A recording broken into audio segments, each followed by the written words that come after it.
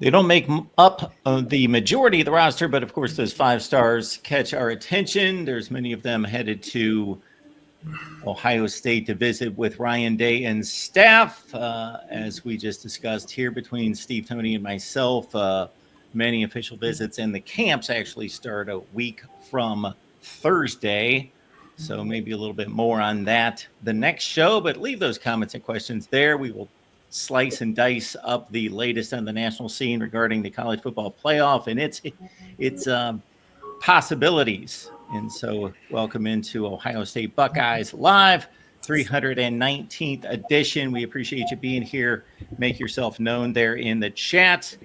We got Tony Gerdeman right next to me. Buckeye Huddle is the site, Buckeye Weekly's podcast. Get there for Tony's perspective. And Steve Hellwagon, senior Big Ten writer at Bucknuts 247 Sports. Guys, how we doing? Doing great. Doing well. As I mentioned, I counted 11 official visitors for this first weekend coming up and a ton of 5 stars. And then the next weekend, as you mentioned to me, Steve, camp start. And then Tony pegged next Thursday is June 5th. So it'll be time for you guys to get on the camp beat, Steve. No doubt. Real excited about that. I'm going through our visit calendar here on 24/7. My God, they've got half the world set up to visit. Let me see. Yeah, 11 guys. My goodness. They have so many. Let me count these up. 11 and 5 is 16, 17, 31, and 47. They've got 47 guys scheduled for visits over the next 4 months. No way they're going to sign 47 guys. I can go through and look at what I've got on just a couple of these guys, but really important one is Felix, I'm going to pronounce it Oho, of Lake Ridge High School of Mansfield, Texas. He's the number 5 overall prospect in the country. 6'6", 275 pounds, number 1 ranked offensive tackle. So he'd be a major coup, obviously, if the Buckeyes could land him. Oklahoma, Texas, Michigan, Ohio State, Florida, all involved with him, but certainly a great note for Ohio State to get involved with Felix Oho for an official visit. Also this coming weekend, Savion Hiter, I'm going to pronounce that one, Hiter, Mineral, Virginia, Louisa County, a running back, 5'11 and a half, 200. They just love those guys right in that 5'11, 200 range. That's kind of like their sweet spot right now for that running back position. 17th overall prospect in the country, number 1 running back. So that's a big one. Xavier Griffin, my goodness, the number 8 overall player in the country, a linebacker, number 1 linebacker, 6'3". He's from Gainesville, Georgia. They've been cleaning it up in Georgia. Another top 100 player, Jake Kruel, Kreul, from IMG Academy, edge rusher, 6'3", 230 pounds. He's the number 60 player in the country. So Luke Wafel, another defensive end who I know that they are really working hard on from New Jersey, and he's got the size, 6'6", 245. He's number 109 in the country. So those 5 guys, I mean, my goodness, that's a good start to any team if you're able to add an offensive tackle, a running back, a linebacker, and 2 edge rushers. I mean, that's just what the doctor ordered. They're hitting all the high spots, it seems, and all the positions that need help, certainly in the 2026 class.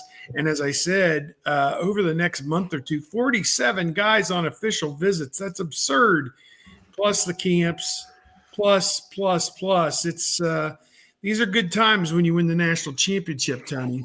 Yeah, it is. And it's interesting. They've got 3 pass rushers on the docket this weekend and another defensive tackle as well. I know way down the list, Aaron Thomas, a 3-star offensive tackle out of Arizona.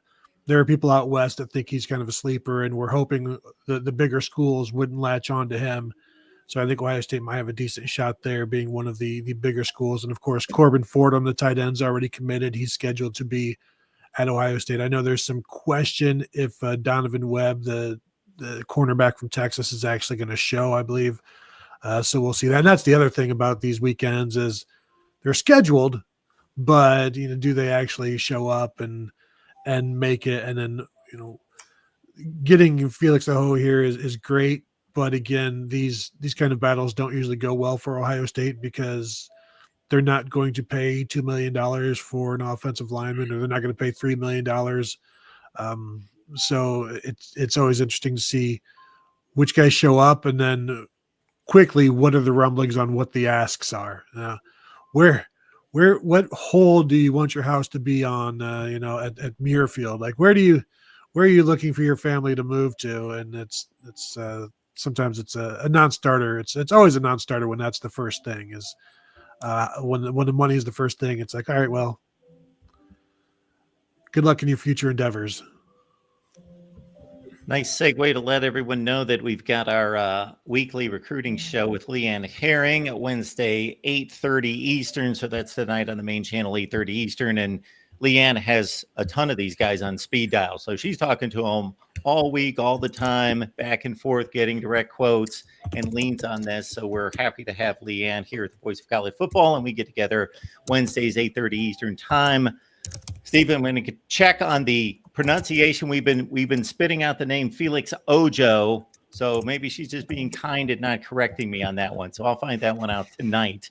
Also, Xavier Griffin, the linebacker out of Georgia, decommitted from USC just recently, and so he's one of the official visit listed for the Buckeyes coming up this weekend.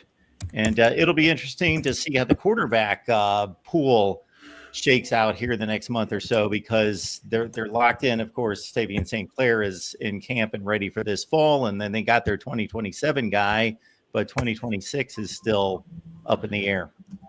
It was funny watching last year at camp. This is 11, 12 months ago.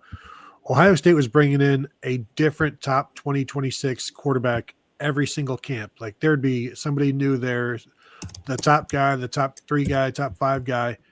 And most of those days, Tavian St. Clair would also be there. And so they'd be working next to each other, and they'd be getting like a look at who they're going to be dealing with. And it's like, well, I'm not really thank you, Ohio State, but I'm going to go like Dia Bell, who was a high 4-star, 5-star quarterback, was working like right after, like they were next in line behind, like Tavian St. Clair would go, and then Dia Bell would go. And I think like 3 or 5 days later, he committed to Texas after camping at Ohio State, where it's just, they got a kid from Oklahoma. They got all of these national guys that would come in, and they'd be basically getting a firsthand look at who they'd be stuck behind at Ohio State once they arrived. And it didn't do them any favors, I don't think, in recruiting.